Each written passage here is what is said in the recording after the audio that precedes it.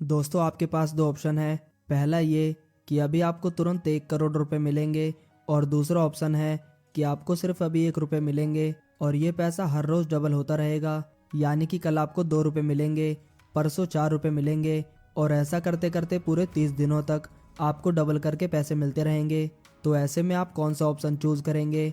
I am 100% sure कि आप में से ज़्यादातर लोग ऑप्शन 1 को ही चूज करेंगे। लेकिन दोस्तों क्या हो कि जब मैं आपसे ये बोलूं कि ऑप्शन 2 को ही चूज करना एक बेस्ट ऑप्शन होगा, अब आप सोचेंगे कि वो कैसे?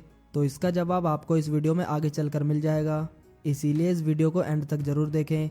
दोस्तों इस दुनिया में लगभग हर व्यक्ति करोड़पति बनने का सपना तो देखता है, पर हर इंसान करोड़पति नहीं बन पाता, क्योंकि ज़्यादातर लोगों को अमीर बनने का टॉप सीक्रेट के बारे में मालूम ही नहीं है, और वो सीक्रेट है पावर ऑफ कंपाउंडिंग। दोस्तों ज़्यादातर लोगों को ऐसा लगता है कि अमीर बनने का सिर्फ एक ही रास्ता है और वो रास्ता है बिजनेस करके अमीर बनना। लेकिन दोस्तों क्या आपको पता है कि बहुत ही कम लोगों को ये बात पता है कि आप बिना खुद का बिजनेस खड़ा किए हुए भी कंपाउंडिंग की पावर का इस्तेमाल करके अमीर बन सकते हैं। लेकिन सबसे पहले आइए मैं आपको कंपाउंडिंग का मतलब प्रैक्टिकली एक स्टोरी की हेल्प से समझाने की कोशिश करता हूँ। तो एक समय की बात है, एक राजा था। एक दिन उसके दरबार में मनीलाल नाम का एक गायक आता है और वो दरबार में सबके सामने अपना एक गाना सुनाता है। सभी लोग उसका गाना सुनते ही बहुत खुश हो जाते हैं और राजा को भी मनीलाल का गाना बहुत ही अच्छा लगता है, और इसीलिए राजा खुश होकर उसे कहता है कि बताओ तुम्हें इनाम में क्या चाहिए, मांगो क्या मांगते हो। तो मनीलाल कहता है कि महाराज मुझे बस इनाम में 50,000 सोने के सिक्के चाहिए। अब ये बात सुनकर राजा हंसने लगता है और कहता है कि तुमने तो बस एक ही गाना सुनाया है और इसके लिए तुम 50,000 सोने के सिक्के मांग रहे हो। अब राजा के मुंह से ऐसी बात सुनकर मनीलाल कहता है तो ठीक है महाराज, क्या आप एक शतरंज मंगवा सकते हो? कुछ ही देर में दरबार में शतरंज पेश किया जाता है और उस शतरंज को देखकर मनीलाल कहता है महाराज इस शतरंज में 64 खाने हैं और मैं चाहता हूँ कि आज आप मुझे चावल का 1 दाना दीजिए, फिर कल 2 दाने दीजिए और परसों 4 दाने दीजिए। ऐसा करते करते 64 दिनों तक आपको मुझे दुगने करके हर रोज चावल के दाने देने हैं, और जिस दिन मैं चावल के दाने ले जाऊंगा उस दिन मैं शतरंज में एक निशान बना दूंगा, और जिस दिन मैं इस शतरंज के पूरे 64 खाने में निशान बना दूंगा उस दिन मेरा इनाम पूरा हो जाएगा। मनीलाल की ऐसी बात सुनकर राजा सोचता है कि इसे 64 दिनों तक हर रोज दुगने करके चावल के दाने ही तो देने हैं, जो कि सोने के सिक्के से तो कहीं ज़्यादा छोटा इनाम है।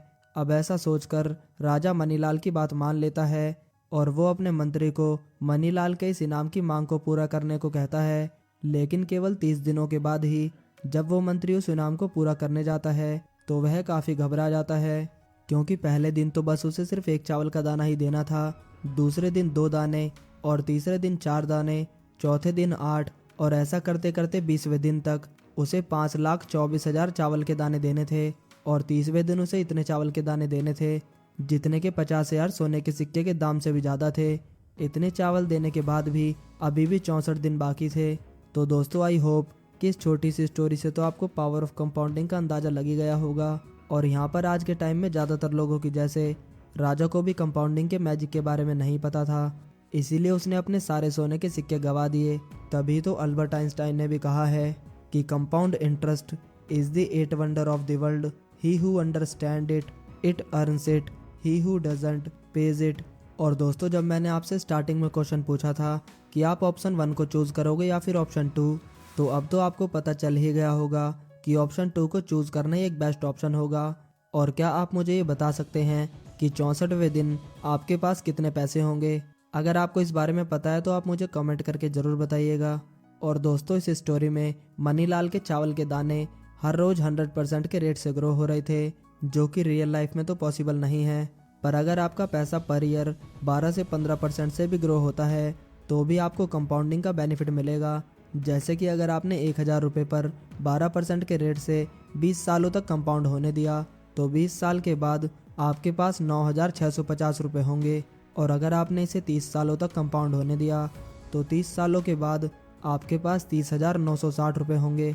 तो दोस्तों अगर आप भी इसी तरह कंपाउंडिंग का बेनिफिट उठाना चाहते हैं और इसकी हेल्प से अमीर बनना चाहते हैं तो आइए मैं आपको कंपाउंडिंग के 4 ऐसे रूल्स बताता हूँ जिसे प्रैक्टिकली फॉलो करने पर आप पक्का अमीर बन जाओगे।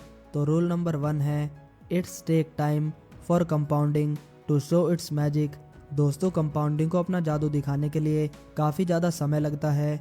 अगर आप ऐसा सोचते हैं कि आपको 2 से 3 सालों के अंदर ही कंपाउंडिंग का बेनिफिट मिल जाएगा, तो ऐसा पॉसिबल नहीं है, क्योंकि कंपाउंडिंग का असली जादू आपको आखिर के कुछ सालों में ही देखने को मिलेगा।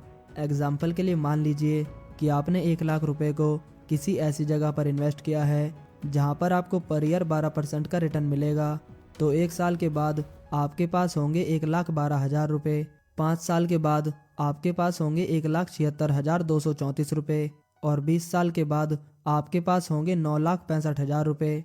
अब देखिए कमाल की चीज़, अगर आप 1 साल और रुक जाते तो 21 साल बाद आपके पास होंगे 10,80,000 रुपये, यानी कि 20वें साल से 1,15,000 रुपये ज़्यादा, और 22वें साल में आपके पास होंगे 12,10,000 रुपये। तो आई होप कि अब आप इस बात को समझ ही चुके होंगे कि कंपाउंडिंग को आप जितना ज़्यादा समय देंगे, ये आपकी वेल्थ को उतना ही ज़्यादा और बढ़ाएगा। इसीलिए जितनी जल्दी हो सके आपको इन्वेस्टमेंट स्टार्ट कर देना चाहिए। रूल नंबर 2 है डोंट ब्रेक इट।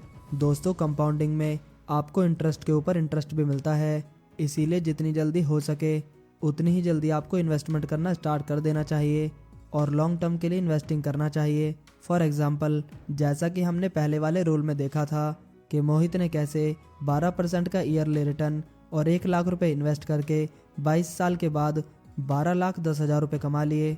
अब जरा मान लीजिए कि मोहित ने अगर 5 सालों में ही अपने पैसों को निकाल लिया होता, जो था 76,234 रुपये, तो उसके पैसों का कंपाउंड होना यहीं पर रुक जाता और ये कभी भी 12 लाख तक नहीं पहुंच पाता। और ज़्यादातर लोग बिल्कुल ऐसा ही करते हैं, वह लंबे समय तक पेशेंस नहीं रख पाते हैं और कुछ ही सालों में पैनिक होकर अपने पैसों को बाहर निकाल लेते हैं, जिसका मेन कारण है मार्केट वॉलेटिलिटी। यानी कि जब मार्केट में थोड़ी भी गिरावट आती है तो मैक्सिमम लोग घबरा कर अपने पैसों को बाहर निकाल लेते हैं और कंपाउंडिंग वहीं पर रुक जाती है। पर इतिहास इस बात का गवाह है कि शॉर्ट टर्म में भले ही मार्केट कितनी भी बार ऊपर नीचे फ्लक्चुएट करे, लॉन्ग टर्म में वो हमेशा ऊपर ही जाता है। इसीलिए कंपाउंडिंग का बेनिफिट उठाने के लिए लंबे समय तक पेशेंस रखना बहुत ही ज़रूरी है। रूल नंबर 3 है स्टार्ट SIP इन इंडेक्स फंड्स। दोस्तों, कंपाउंडिंग के बारे में इतना कुछ जानने के बाद अब ये सवाल मन में आता है कि हम कहाँ पर अपने पैसे इन्वेस्ट कर सकते हैं जहाँ पर हमें कंपाउंडिंग का बेनिफिट मिले। तो पहला इन्वेस्टमेंट ऑप्शन है स्टॉक्स। बस शर्त यह है कि आप एक अच्छी कंपनी में इन्वेस्ट करें। कंपाउंडिंग का रियल बेनिफिट उठाने के लिए आपको स्टॉक्स में इन्वेस्टमेंट करना चाहिए, क्योंकि यहाँ पर इन्वेस्टमेंट करने से आपका पैसा पर ईयर 20 से लेकर 50% पर ग्रो कर सकता है। लेकिन यहाँ पर इन्वेस्टमेंट करने के लिए आपको एक अच्छी कंपनी ढूंढने के लिए अपना टाइम और एफर्ट दोनों देना होगा। लेकिन फिर भी अगर आपको ज़्यादा रिटर्न्स चाहिए और वो भी बिना ज़्यादा एफर्ट किए, तो मैं आपको स्ट्रांगली सजेस्ट करूँगा कि आप इंडेक्स फंड में SIP शुरू कर दें। क्योंकि अगर आप ध्यान से नोटिस करेंगे तो सेंसेक्स और निफ्टी 50 ने पिछले 20 सालों में पर ईयर एवरेज 14 से 15% का रिटर्न दिया है।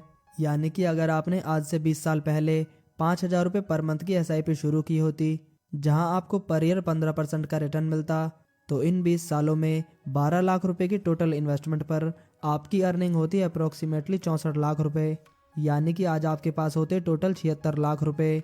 और साथ ही इसका बोनस पॉइंट ये है कि इंडेक्स फंड में आप 500 रुपये पर मंथ से भी SIP शुरू कर सकते हैं। और SIP की सबसे बड़ी खास बात यह है कि इससे आपका पैसा ऑटोमेटिकली सेव भी हो जाता है और इन्वेस्ट भी हो जाता है। इसीलिए मैं आपको ये सजेस्ट करता हूँ कि आपको जिस दिन आपकी सैलरी मिलती है उसी के अगले दिन ही आप अपनी SIP की डेट को सेट कर दीजिए, क्योंकि महीने के अंत तक ज़्यादातर लोगों के पास एक्स्ट्रा पैसा बचता ही नहीं है, जिससे कि फिर वो लोग बहाना बनाते हैं कि मेरे पास तो इन्वेस्टिंग के लिए पैसा बचता ही नहीं है। और साथ ही आप ये भी ध्यान में रखें कि आप जितना भी कमाते हैं उसका 10% अपनी SIP के लिए ज़रूर सेट करें। जैसे कि अगर आप महीने के 20,000 रुपये कमाते हैं तो SIP में 2,000 रुपये सेट करें। अगर आप 50,000 रुपये कमाते हैं तो SIP में 5,000 रुपये सेट करें। रूल नंबर 4 है increase your investment amount according to your income. तो अगर आप अपनी बढ़ती हुई इनकम के साथ साथ अपनी इन्वेस्टमेंट की वैल्यू को भी बढ़ाते रहेंगे तो ये आपकी नेटवर्थ और आपके बुढ़ापे दोनों के लिए बहुत ज़्यादा अच्छा होगा। इस चीज़ को अच्छे से समझने के लिए हम उसी एग्जाम्पल को लेते हैं जो कि हमने रूल नंबर 3 में समझी थी कि अगर आप 5,000 रुपये की SIP 20 सालों तक करते हो तो आपके पास 76 लाख रुपए होंगे। पर क्या आपको ये बात पता है कि अगर आप अपनी SIP में सिर्फ 1,000 रुपये बढ़ाकर 6,000 रुपये उसमें इन्वेस्ट कर देते तो 20 साल में आपके पास 97 लाख रुपए होंगे। और अगर आप अपनी SIP को 10,000 कर देते तो 20 साल के बाद आपके पास 1.5 करोड़ रुपए होंगे। इसीलिए दोस्तों, जब भी आपकी इनकम इंक्रीज हो उसी के साथ साथ आप अपनी SIP को भी इंक्रीज करते रहें, जिससे कि आपका एक बड़ा पोर्टफोलियो बन जाए। तो दोस्तों, आई होप कि इस वीडियो से आपको काफ़ी ज़्यादा वैल्यू मिली होगी। अगर वीडियो पसंद आई हो तो वीडियो को लाइक करें और ऐसे ही वैल्यूबल वीडियोस को देखने के लिए हमारे चैनल को सब्सक्राइब करना ना भूलें। आपका कीमती समय देने के लिए धन्यवाद।